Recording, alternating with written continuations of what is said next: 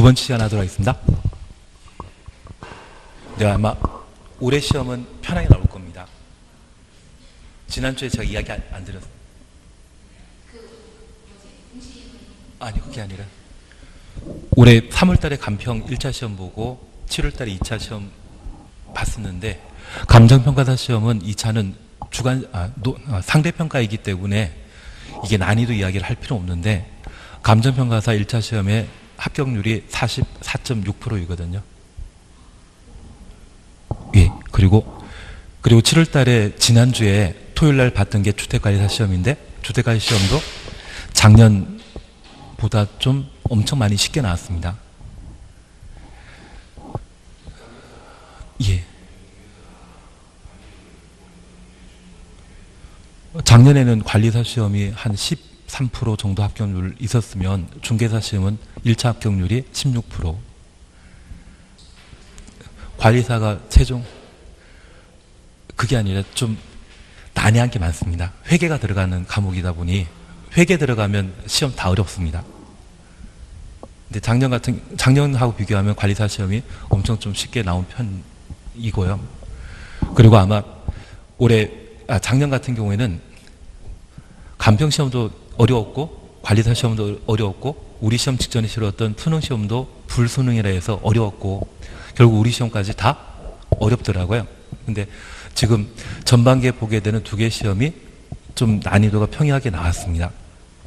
대신 아예 내용 모르면 손 못 대는 건 마찬가지겠지만 어느 정도 공부해 나가시고 꾸준히 해 나가시게 되면 좀 편안하게 시험 치르지 않을까 싶습니다. 제가 예상하건대 조만간 시험 볼 수능 시험 올해 불수능이라는 이야기 절대 안 나올 겁니다. 그래서 우리 시험도 좀 편하게 치르지 않을까 싶습니다. 별로 좋은 이야기가 아니었나 봅니다. 네, 내년에 선거가 있다 보면 선거 전해는 좀 시험 난이도를 풀어주는 게 일입니다. 그래서 올해가 좀 공부하기 딱 좋은 해가 아닌가 싶습니다. 점쟁이처럼 이야기 들었는데 별로 감흥은 없으십니다. 240페이지에 17번 문제에 대해서 그냥 지나가십니다. 틀린 거 찾도록 돼 있는데 얘는 그냥 지나가십니다. 다만 1번만 잠깐 보시게 되면 같은 용도에 속하는 건축물 상환의 변경의 경우 건축물 대장 기재사항 변경 신청하여야 한다.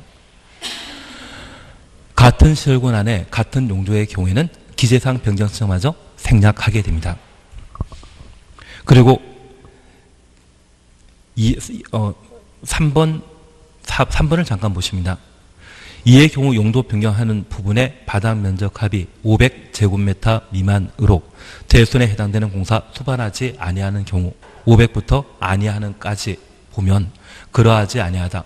사용 승인 받을 필요 없다. 그 의미라는 것 한번 확인해 놓습니다. 18번 제끼십니다. 18번 보는 거 아닙니다. 19번 절대 보지 마십시오. 20번 절대 하는 거 아닙니다. 시험에 안 나오는 건 안 하시는 게 제일 낫습니다. 242페이지 보시게 되면 1번 차시였죠. 건축법령상 건축물 관련 용어 정의에 관한 설명으로 옳은 것 찾도록 되어 있습니다. 1. 초고층 건축물이란 층수가 3층 이상이거나 높이가 120m 이상의 건축물을 말한다. 맞다, 틀리다? 틀립니다. 얘는 고층 건축물이지 초고층 건축물 아니죠. 50층 나와야 되지 않습니까? 2번입니다. 지하층이나 건축물의 바닥이 지표면 아래에 있는 층으로서 지표면 아래 줄쳐 놓습니다. 로서 동그래 놓습니다. 바닥의 지표면까지의 평균 높이가 해당 층 높이의 3분의 1 넘는 것을 말한다. 2분의 1 이상을 말합니다. 2번 틀립니다. 3번입니다.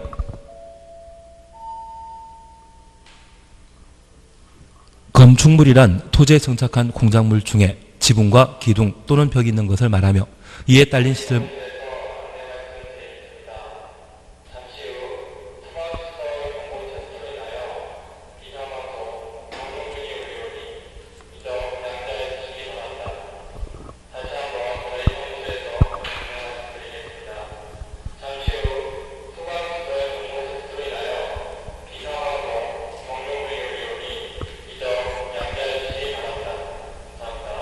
경종 울릴 때는 소개 안 하도록 하겠습니다. 이에 딸린 시설물은 건축물에 해당하지 아니한다. 건축물에 딸린 시설물도 모두 건축물로 취급하고 있습니다. 그리고 4번입니다. 준초 고층 건축물이란 고층 건축물 중에 초고층 건축물 아닌 것 말한다. 맞다 틀리다. 맞습니다. 그래서 법률 용어에 준이란 말이 나오게 되면 뒤에 나오는 용어를 부정하는 표현이죠. 그래서 4번 옳은 지문입니다. 그리고 리모델링이란 건축물의 노화를 억제하거나 기능을 향상하기 위한 대수선, 일부 증축, 재축하는 것을 말한다. 재축이란 말 대신 개축 들어가 줘야 되죠. 우리 다시 한번 보십니다. 현재 건축법과 관련되어서는 적용 범위에서 건축물에 관한 내용으로 건축물의 개념을 정의하게 됩니다. 토지에 정착한 공작물 중에 지붕이 있는 것을 건축물이라 하고 이러한 건축물에 딸린 시설물을 건축물이라 취급하게 됩니다. 저 시설물보다 한 단계 발전되어 있는 공작물이 건축물에 딸려 있다고 하면 그 공작물도 건축물로 취급되는 겁니다. 시설물과 공작물을 비교하게 되면 더 포괄적인 개념은 시설물입니다. 그리고 이러한 건축물과 분리되어 있는 공작물로서 안전에 큰 영향을 끼칠 수 있는 공작물은 시군 구청장에게 신고하도록 되어 있는데 이용담, 사광, 팔고, 오태라는 말 기억해 주시는 게 필요합니다. 그래서 2m 초과는 옹벽 담장, 사광, 3m 초과는 광고탑, 광고판, 팔고, 5m 초과는 고가 수조, 오태, 5m 초과는 태양광 발전 설비. 우리가 못 본 것이 있다고 하면 6m 초과 시에 축조 신고 대상이라는 것만 구분해 놓습니다.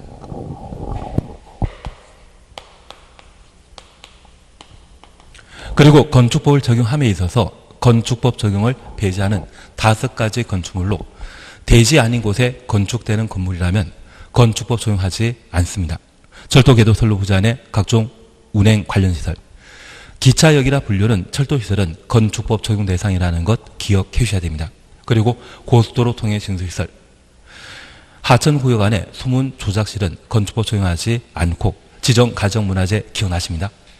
그리고 컨테이너 박스를 이용한 간이 창구로서 공장 용도에 이동 쉬운 것은 건축법을 배제하게 되는데 그 컨테이너 박스가 간이 창구가 아닌 주거용이나 또는 공사 현장에 사무실로 사용하게 된다면 건축법 적용 대상이 되게 될 겁니다.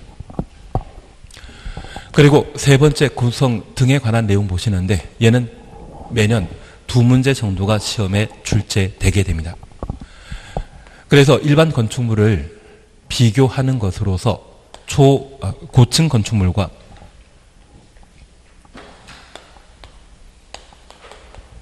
다중 이용 건축물 그리고 특수구조 건축물에 관한 사항을 각각 구분하게 되었을 때 고층 건축물은 층수 또는 높이 둘 중에 한 개의 요건을 갖추게 되면 고층 건축물에 해당하게 되고 다중이용 건축물은 건물의 용도와 관계없이 16층 이상인 때는 모두 다중이용 건축물이 되게 됩니다. 특별히 소방과 관련된 건축물이라면 11층 이상입니다.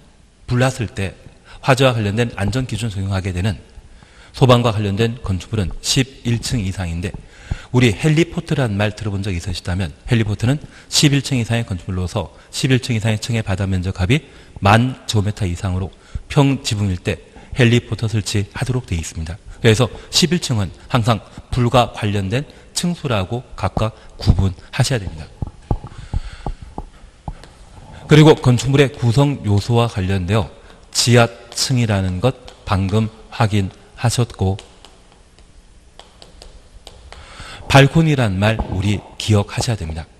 전망 휴식 등의 목적으로 건축물 외벽에 부가적으로 설치한 것으로서 주택에 설치한 발코니는 국토교통부 장관이 정하는 기준에 적합한 때 거실, 침실, 창고 용도로 변경할 수 있다. 그래서 아파트에 설치한 발코니를 침실, 거실로 확장 공사할 수 있는 것은 건축법상의 이 규정 때문이라는 것만 구분해 놓습니다. 그리고 건축물을 구성하는 구조로서 주요 구조부와 부속 구조물을 함께 보실 수 있는데 여기 주요 구조부는 내력벽, 기둥, 바닥, 보 등의 수직, 수평 구조를 주요 구조부라 표현하고 있습니다. 최하층 바닥의 기호는 주요 구조부 2단이다. 아닙니다. 최하층 바닥은 주요 구조부 아니라는 것 구분하시고, 여기 주요 구조부와 관련되어 지붕, 틀이 주요 구조부이지 지붕 자체는 주요 구조부가 아닙니다. 그리고 부속 구조물은 환기시설물, 환기구를 부속 구조물이라 표현하게 됩니다. 그리고 세 번째, 건축물의 크기와 관련되어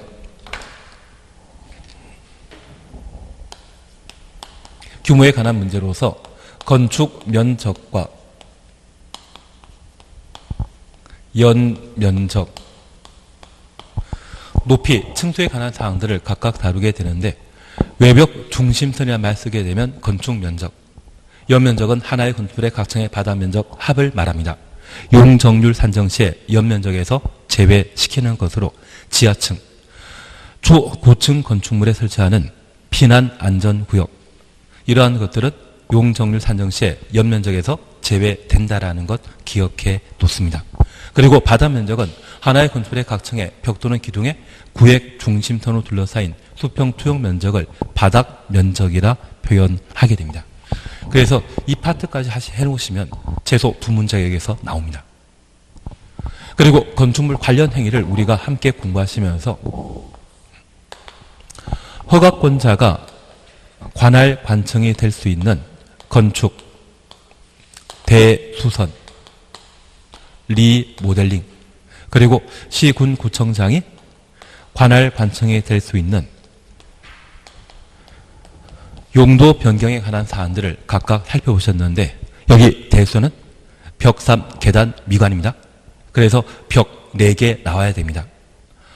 내력벽과 외벽 마감 재료에 있어서는 증설 해체하거나 벽면적 30cm 이상 수선 변경하는 것을 대수선이라 하고, 방화벽, 다가구 살택의 경계벽, 증설 해체 수선 변경하는 것을 대수선이라 표현하게 됩니다. 숫자 3은 기둥보 지붕틀과 관련되어 각각 증설 해체하거나 3개 이상 수선 변경하게 되면 대수선에 해당된다는 것 기억하시고, 주계단, 피난계단, 특별피난계단입니다. 5개 계단은 해당 사항 없다라는 것 확인하시고 미관, 지구까지 살피시는 게 일입니다. 그리고 용도 변경과 관련되어서는 사용 승인 이후 문제라는 것 파악하셨다면, 저 용도 변경을 상위 시설군으로 용도 변경하는 때는 시군 구청장에게 허가 받아야 되고, 하위 시설군으로 용도 변경하면 신고 대상이며, 같은 시설군 내 용도 변경을 하면 기재사항 변경 신청 대상인데, 특별히 같은 시설군 내 같은 용도라고 하면 기재사항 변경 신청마저 생략한다라는 것 구분해 주셔야 됩니다. 용도 변경과 관련되어 공사를 소반하게 되었을 때 건축사의 설계, 사용 승인 필요로 하는 경우가 있는데, 올해 시험에 나올 게 있다면 사용 승인 파트입니다. 작년에 설계에 관한 사항들을 잠깐 다룬 적이 있기 때문에 사용 승인도 구분하셔야 됩니다. 우선 설계는 용도 변경 대상 중에 허가 대상으로 바다 면적합 500km 이상일 때 건축사 설계 필요로 하고, 사용 승인은 허가 또는 신고 대상으로 바다 면적합 100 이상일 때 사용 승인 필요하는데, 특별히 500 미만으로 대손에 해당되지 아니하는 경우에는 사용 승인 절차를 생략할 수 있다. 거기까지 봐주시는 게 필요합니다. 그래서 적용 범위와 관련되어 이 파트까지 계속 반복해 보셔야 됩니다. 얘는 하셔야 됩니다.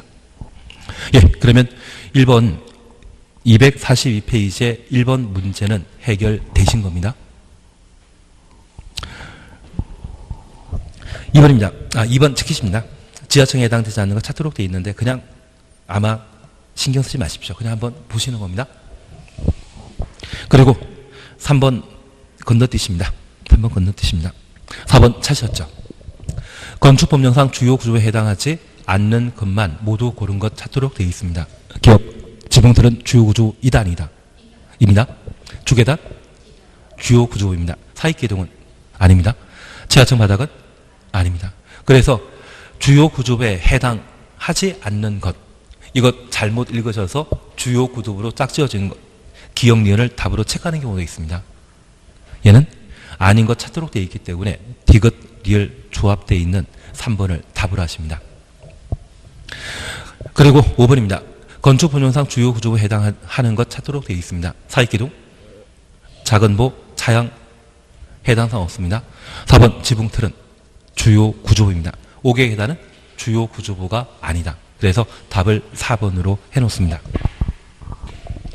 6번 함께 보십니다.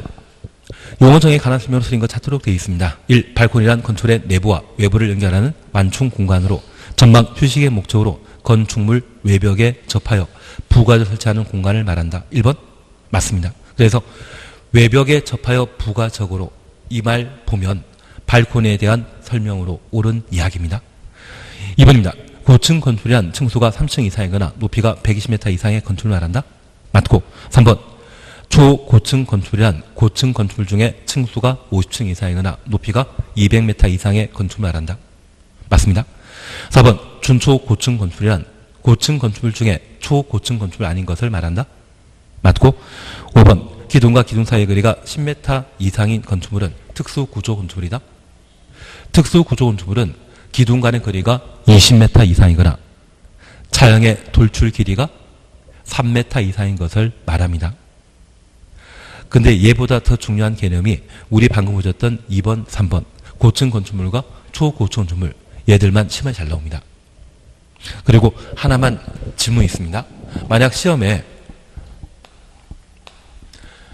30층 미만이고 높이가 120m 이상인 건축물은 고층 건축물에 해당한다? 앞에는 해당되지 않지만 높이가 120m 이상이면 고층 건축물의 요건은 충족한 것이죠.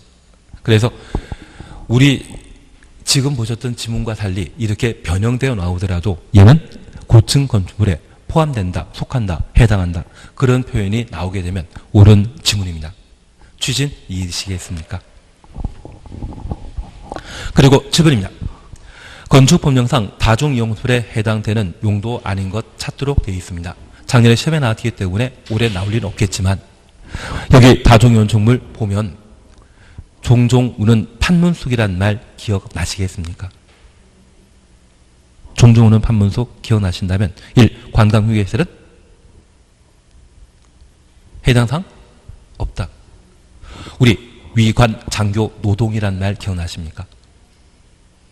유락시설, 관광휴게시설, 장례시설, 교육, 연구시설. 표정이 기억이 안 납니다. 그래서 여기 다중이용건축물은 16층 이상이거나 바다 면적합 5,000제곱미터 이상의 종종 운 판문숙입니다.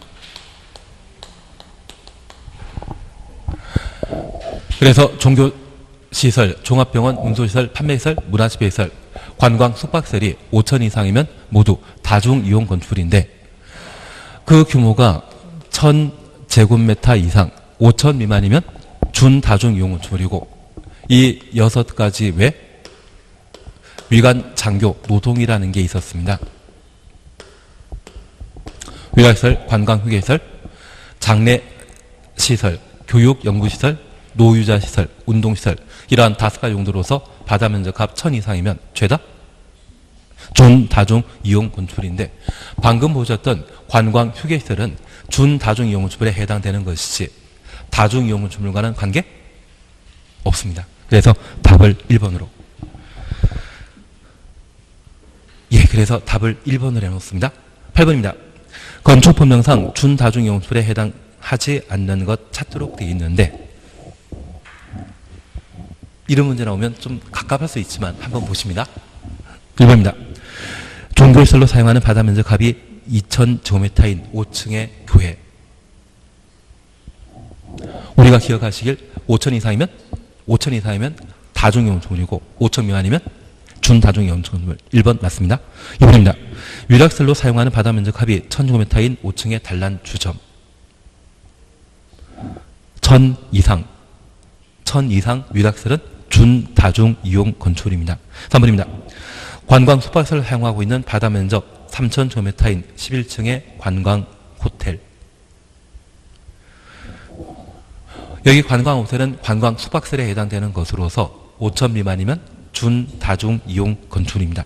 그리고 4번입니다.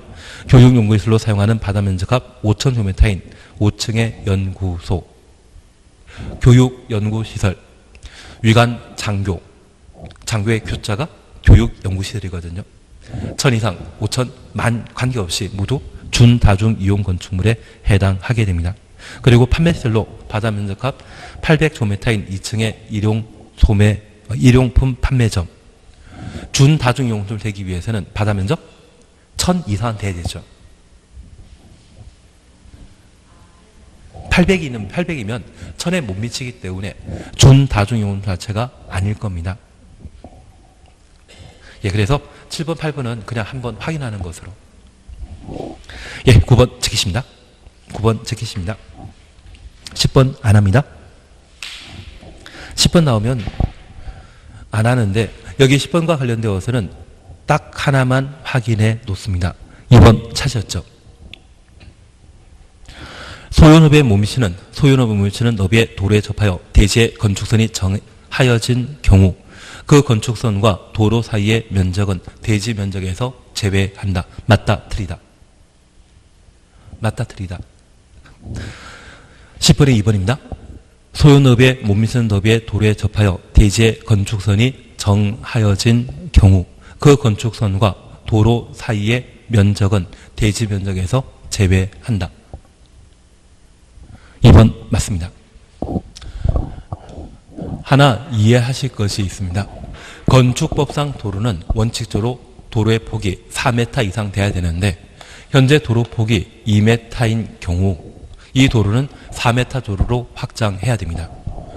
만약 소유업에 못 미치는 도로를 기준으로 양쪽에 대지가 존재한다면 공평부담 원칙에 따라 각각 1m를 도로 용지로 내줘야 되는데 이 빨간선이 소유업에 못 미치는 경우 미래 도로 확장하게 되었을 때 지정된 건축선이 되게 됩니다.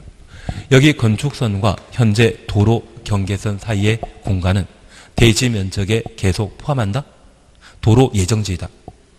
도로 예정지면 대지 면적에서 제외시킵니다. 이런 그림을 말로 표현해 놓은 것이 바로 2번입니다. 그래서 소유업에 못 미치는 업의 도로에 접하여 이 말 보게 되면 건축선 지정과 관계된 사항으로 파악하시고 미래에 도로 확장되었을 때 대지와 도로 사이의 건축선인 빨간선과 현재 도로 경계선 사이의 공간은 도로 예정지이기 때문에 대지 면적에서 제외시키게 됩니다. 이번 취지는 이해하시겠습니까? 그리고 4번입니다. 대지의 도시군 계획설인 도로, 공원 있는 경우 도시군 계획설이 포함되는 면적은 대지 면적에서 제외한다. 4번 맞다, 틀리다. 도시군 계획설이라는 말 이해되시겠습니까? 이 도시군 계획설은 개인 사유지겠습니까? 나라 땅이겠습니까? 나라 땅입니다. 그래서 대지의 도시군 계획설인 공원, 도로가 존재한다고 하면 얘는 나라 땅이기 때문에 건물 건축할 수 있는 대지 면적에서 제외시켜야 됩니다. 이해되시겠습니까? 그런데 우리 하나 또 이해하실 것이 있습니다. 만약 아파트 단지를 만들게 되면 이 아파트 단지 안에는 단지 내 도로가 있습니다. 이 단지 내 도로에 만약 교통사고가 발생하게 되면 도로교통법 적용한다? 안 한다? 안 합니다. 그래서 간혹 아파트 단지의 지하 주차장에 차를 이상하게 주식해가지고 사람들 출입 못하도록 방해하는 분들이 계시거든요. 신문 방송에 나오긴 하지만 그분 교도소 갔다는 이야기는 못 들어보셨을 겁니다. 아파트 단지 내에 존재하는 도로는 도시군 계획설인 도로가 아닙니다. 그래서 우리가 이해하실 것은 여기 도로공원에 있어서는 도시군 계획설이란 말이 붙어 있다고 하면 얘는 나라 것이라고 생각해 주시고 그 나라 것인 도로공원이 대지에 설정되게 된다고 하면 그 부분만큼은 건물 건축할 수 있는 대지 면적에서 제외시키도록 되어 있습니다. 취지는 이해하시겠습니까? 그래서 좀 특이한 표현으로서 2번, 4번에 관한 부분만 한번 해주시면 될 겁니다. 11번입니다. 건축법상상 대지 A의 건축선을 고려한 대지 면적 찾도록 되어 있는데 나는 풀 수 있죠. 한번 해보시면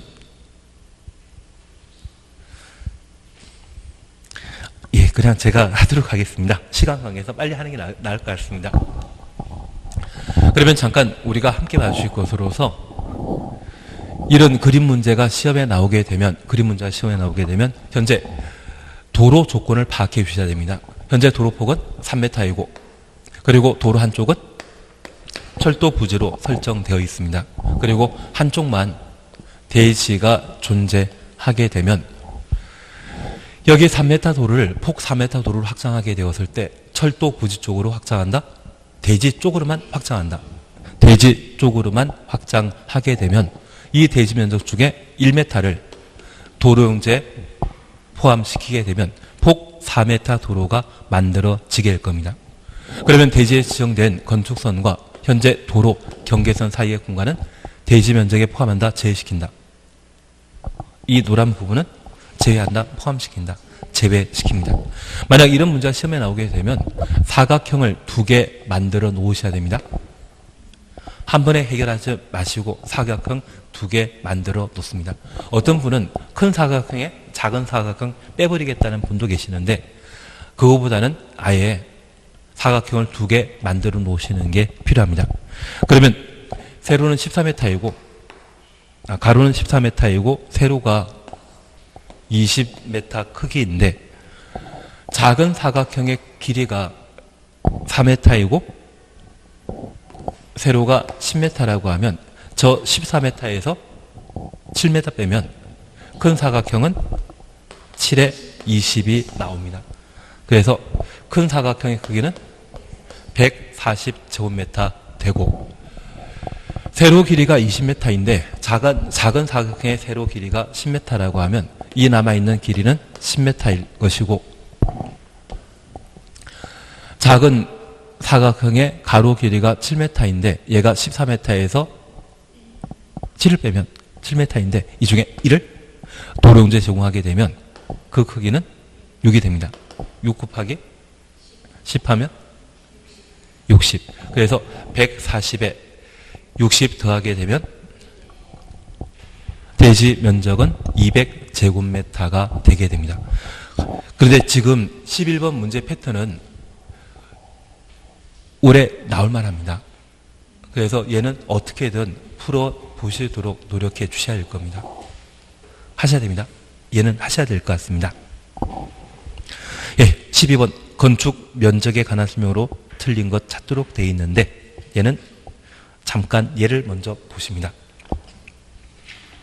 교재 잠깐 확인하십니다.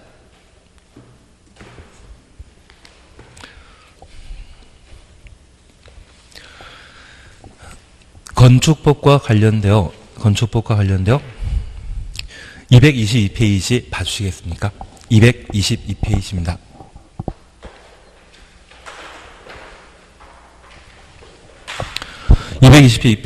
(222페이지) 보시면 222페이지 보시게 되면 제18절 면적, 높이, 층수 산정이라는 말 찾으셨죠?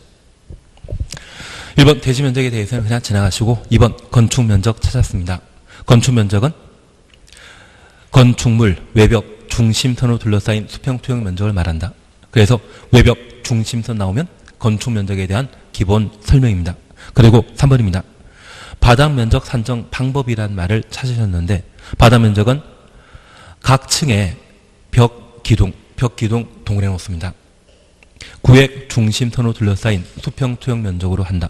다만 이 바닥 면적은 작년에 시험에 나왔기 때문에 연속해 출제되는 것이 좀 힘들 겁니다.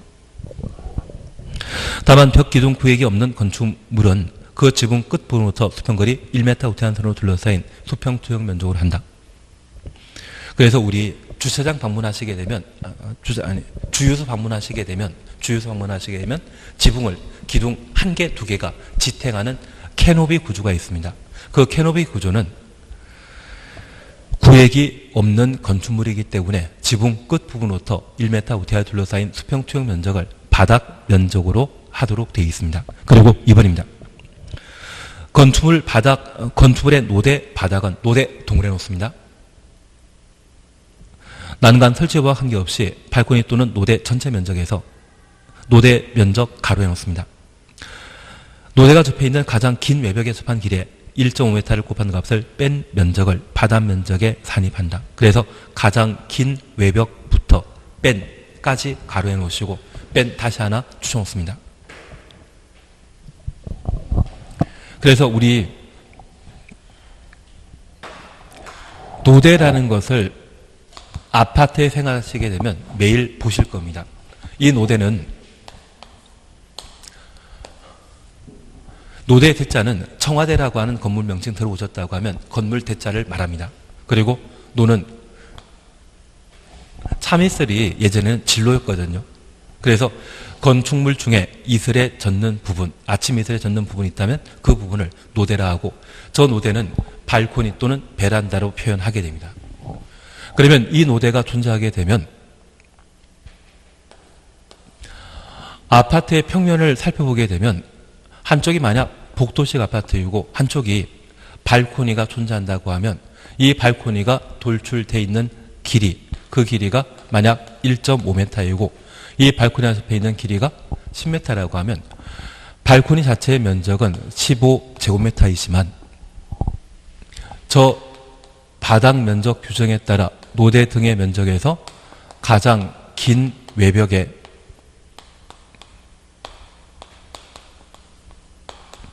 1.5m를 곱한 값을 뺀 면적만 바닥 면적에 산입하게 됩니다. 만약 돌출 길이가 1.5m밖에 안 되는 발코니라고 하면 얘는 바닥 면적에 산입되는 부분 있다 없다? 없습니다. 그래서 나중에 집에 가셔가지고 발코니에 줄자 가지고 재어보시게 되면 돌출 길이가 1.5m밖에 안 될 겁니다. 그래서 서비스 면적에 분류는 것이 이런 부분에 해당되는 것으로 파악해 놓습니다. 예, 그리고 양가로 3번입니다. 다음의 경우에는 바닥 면적에 산입하지 아니한다. 찾았습니다.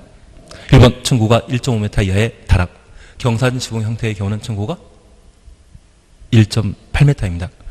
우리 세종시 아파트 최꼭대기 층이 경사진 지붕 형태라고 하면 복층 구조로 되어 있는 것 보신 적 있습니까?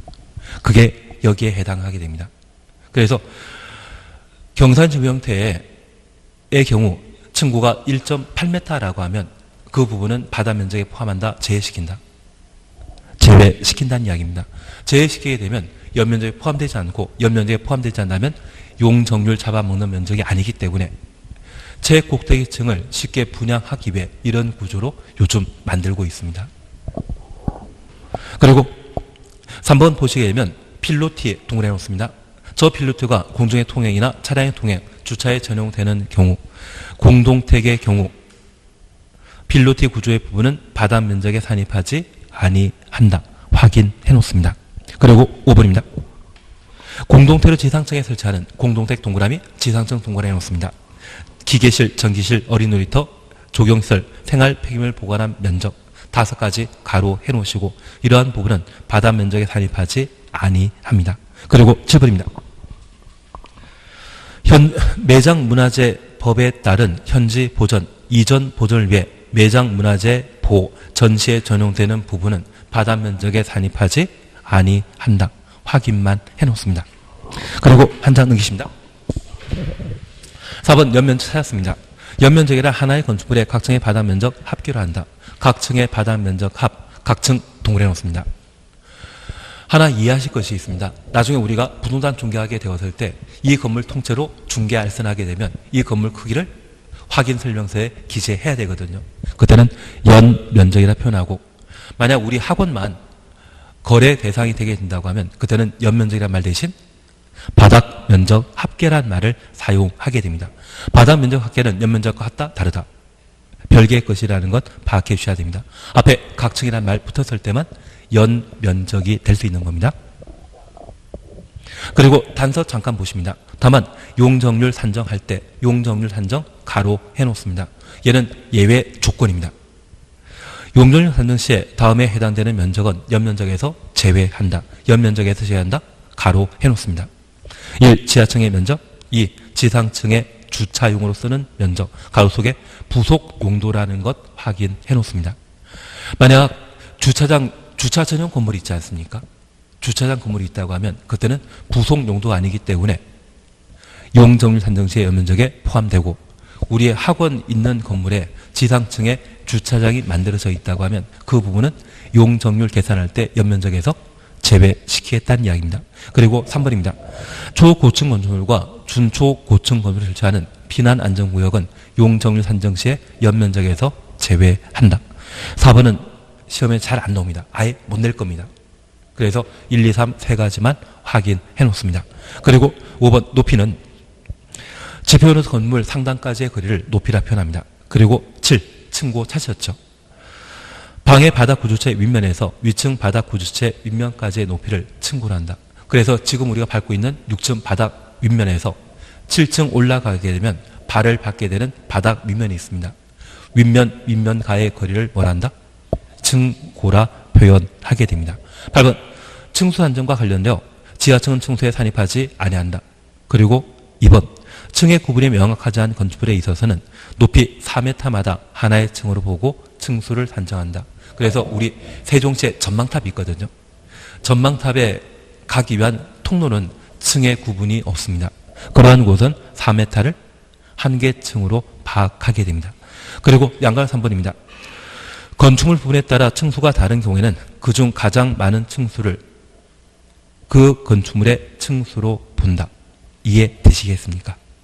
그래서 가끔 회사 사업 같은 경우는 로비층이 층고가 지나치게 높은데 계단실이나 승강기 뒤에 가게 되면 한 부분이 2개 층 이상으로 나뉜 경우가 있습니다. 전면에서는 1개 층인데 후면에서 2개 층이라고 하면 그 부분은 2층으로 파악하게 되는 겁니다. 그러면 이걸 잠깐 확인하십니다. 우선 건축 면적과 관련되어 건축 면적은 하나의 건축물의 외벽, 외곽 기둥의 중심선으로 둘러싸인 수평 투영 면적을 건축 면적이라 합니다. 만약 대시에 만들어진 건물이 있다고 하면 이 건물을 길을 걸어가는 자가 옆에서 바라볼 수 있습니다. 그러면 1층인지 10층인지 그것을 인식하게 되는데 그러한 개념은 연면적과 관련된 사항이고 이 건물을 하늘에서 내려다보게 되면 건물을 조망할 수 있을 겁니다. 하늘에 내려다보게 된다면 그땐 평면적인 개념으로 그것을 건축 면적이라 표현하게 됩니다. 만약 보통 대시에 건물 건축하게 되면 1층부터 9층까지 쭉 일직선 올라가지만 이 건물이 유별난 건물로서 돌출된 부분이 존재한다고 하면 하늘에서 조망하게 되었을 때 가장 끝에 있는 이 건물의 벽은 이 두 부분이 될 겁니다. 그래서 저 두 부분에 둘러싸인 수평투영 면적이 있다면 그것을 외벽 중심선에 둘러싸인 수평투영 면적이라 하고 얘를 건축 면적이라 표현하게 됩니다. 우리 학교 다닐 때 도화지 위에 물건 하나 올려놓고 그 물건의 외곽 윤곽선에 그려 본 적이 있으시면 그것 입체적인 개념이 아니라 평면적인 개념이었죠. 그 평면적인 개념을 뭐라 한다? 건축 면적이라 표현하게 됩니다. 여기 건축 면적과 관련된 예외, 특례 규정이 있는데 얘는 제가 딱 세 가지만 이야기 드릴 겁니다. 그 정도만 나중에 한번 보십니다. 그리고 두 번째, 연면적입니다. 여기 연면적은 하나의 건축물의 각 층의 바닥 면적 합계를 연면적이라 표현하게 됩니다. 그래서 만약 건물이 지하 1층, 지상 3개층으로 구성되었다면 지하 1층의 바다 면적과 1층 바다 면적, 2층 바다 면적, 3층 바다 면적 전부 더한 것을 연면적이라 표현하게 됩니다.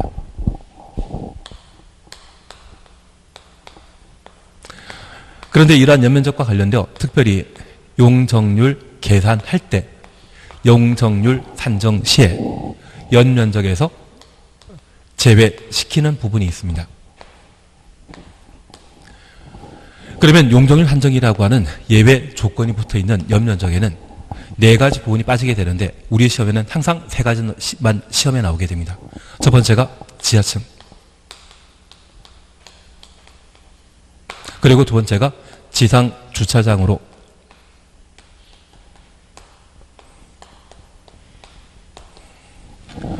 해당 건축물의 부속 용도인 때,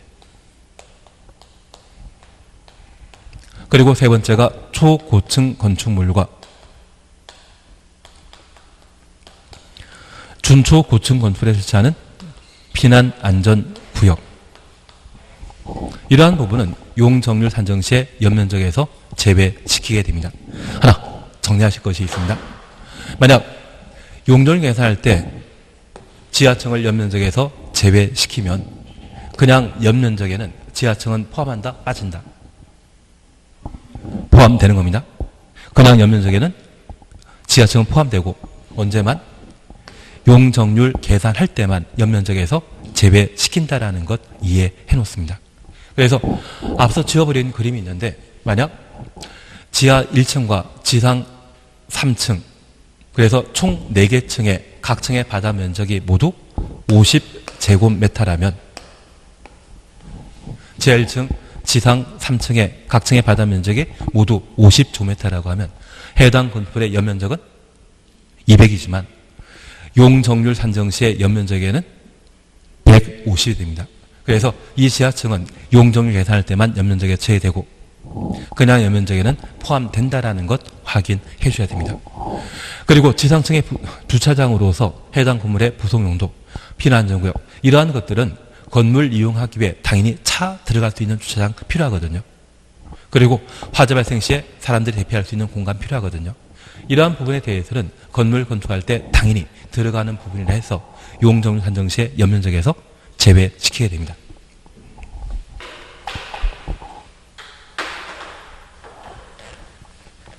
그리고 얘를 잠깐 확인해 주시는데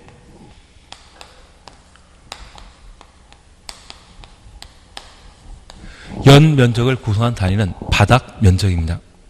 이 바닥 면적은 하나의 건축물의 각 층의 벽, 기둥, 구획 중심선으로 둘러싸인 수평 토양 면적을 바닥 면적이라 합니다.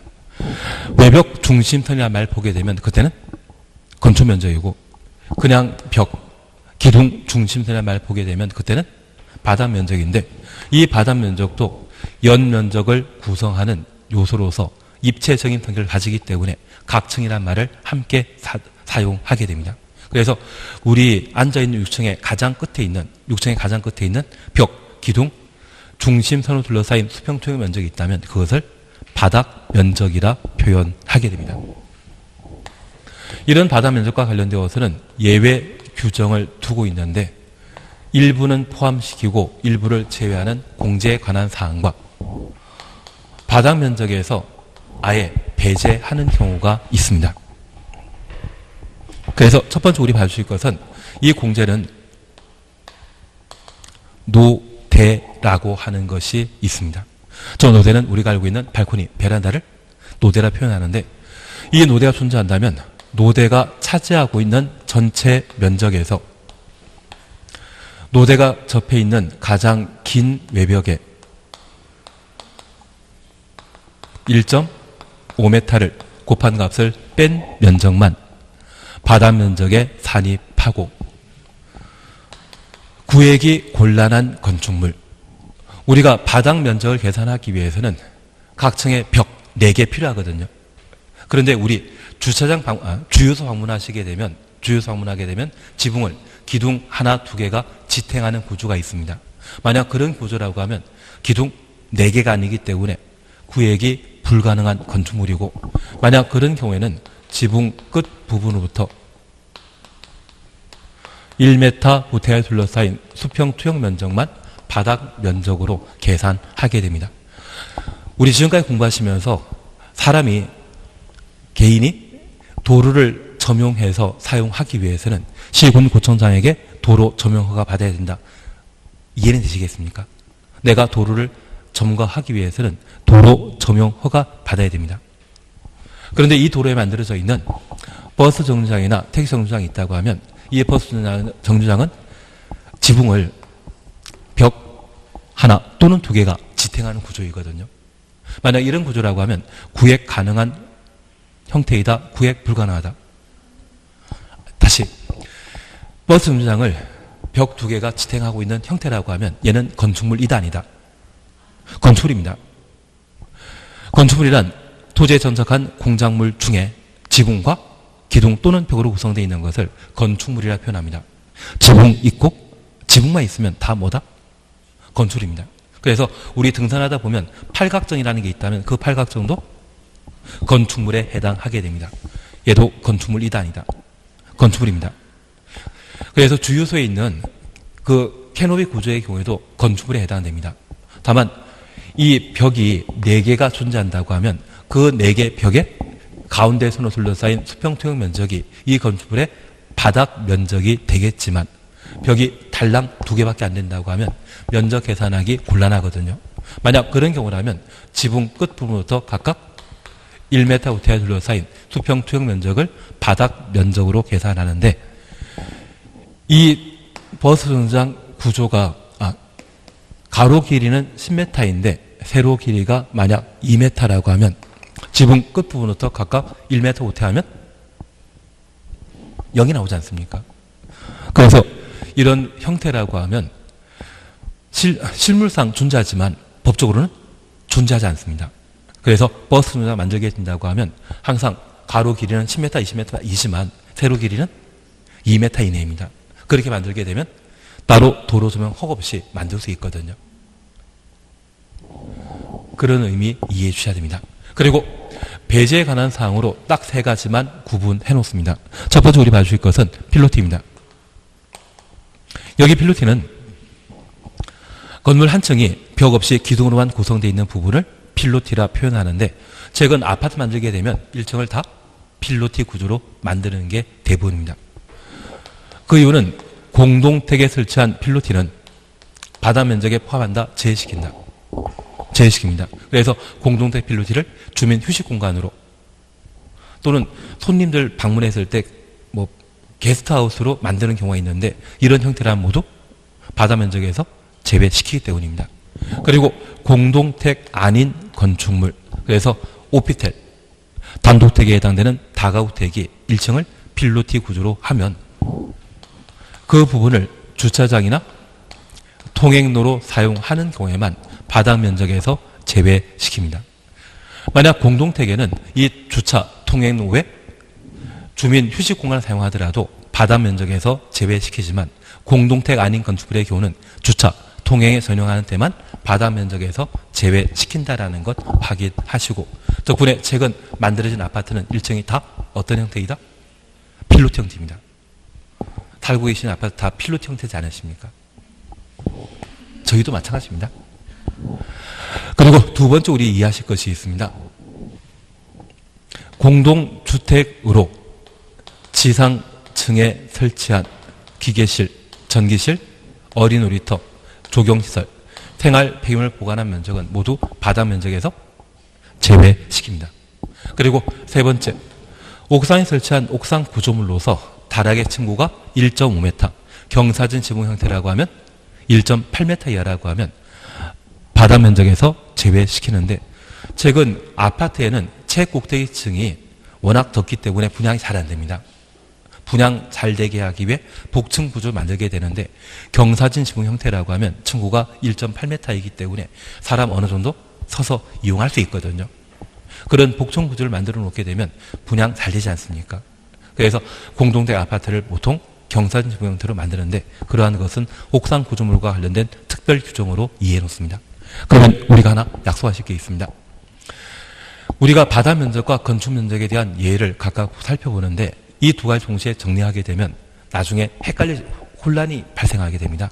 그래서 헷갈려서 문제 틀리기 때문에 무조건 바닥 면적과 관련된 사항만 정리해 놓으시고 이 바닥 면적에 못 본 것은 건축 면적에 대한 특별 규정으로 파악해 놓습니다. 만약 시험에 노대 이야기 나오면 저 노대는 건축 면적과 관계된 사항이다. 바닥 면적에 관한 사항이다. 바닥 면적. 그리고 필로티 이야기 나오면 바닥 면적입니다. 공동택 지상층에 설치하는 기계층이 있다고 하면 바닥 면적과 관계된 사항입니다. 이게 확실하게 구분되시게 되면 제가 이야기 드릴 게 있습니다. 여기 건축 면적과 관련되어 예외 딱 3개 보자 이야기 드렸는데 저 3개 중에 첫 번째는 높이 1m 이하 부분은 건축 면적에서 제외시킵니다. 나는 살아오면서 5층짜리 주공아파트 본 적 있다 없다? 한 분만 있으시죠? 그러면 같이 이야기하도록 하겠습니다. 5층짜리 중아파트 보게 되면 한 동이 여러 동 만들어지게 되었을 때 예전에 쓰레기 분리수거하기 전에는 현관 있는 반대쪽에 쓰레기통이 있었습니다. 그러면 우리가 알고 있는 건축 면적은 하나의 건축물의 외벽, 중심 둘러싸인 수평투영 면적인데 저 쓰레기통도 하늘에서 조망하게 되면 눈에 보이거든요. 그러면 이런 부분도 원칙적으로 건축 면적에 포함돼야 되는데 이 쓰레기통의 높이가 얼마?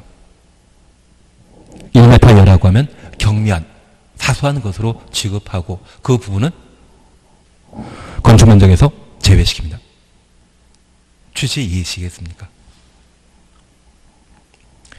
네. 그래서 이렇게 봐주십시오.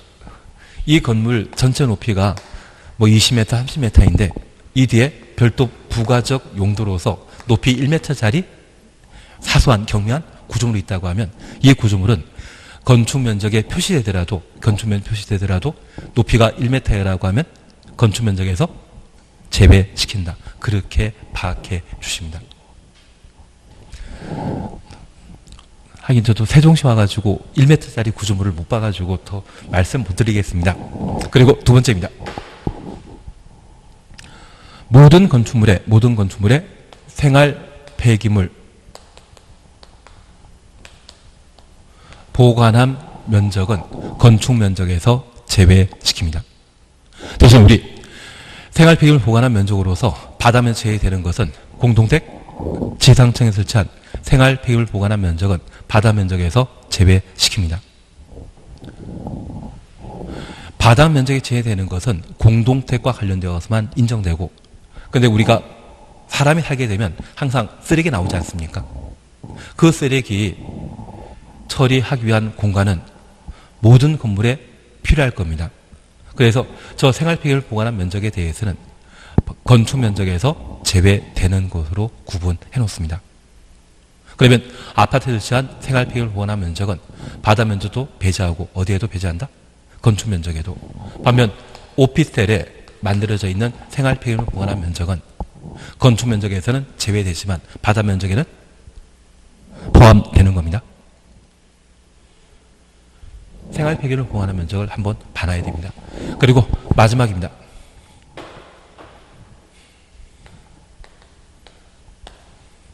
가끔 건물 이용하다 보면 대형 건축물은 지상층에서 2층, 3층을 직접 연결하게 되는 연결 통로를 만드는 경우가 있거든요. 그래서 경사 통로가 있다고 하면 얘는 하늘에서 조망하게 되면 건축 면적에 표시될 수 있지만 저 경사 통로는 건물 이용하기 위한 당연히 만들어야 되는 부분으로서 건축 면적에서는 제외시킵니다. 나중에 제가 기회 닿으면 이 세 가지 꼭 보여드리겠습니다. 딱 세 가지만 기억합니다. 높이 1m 이하는 건축 면적에서 제외시킨다. 그리고 모든 건축물의 생활 폐기물 보관함 면적은 건축 면적에서 제외시킨다. 경사 통로, 지하 통로 등이 있다고 하면 얘는 건축 면적에서 제외시킨다. 제가 이렇게 이야기 드리는 것은 작년에 바다 면적 시험에 나왔기 때문에 올해 4개 있다면 이쪽입니다. 이 세 가지만 나중에 다시 한번 봐놓습니다. 그리고 쉴 때 되었기 때문에 쉬었다 하십니다.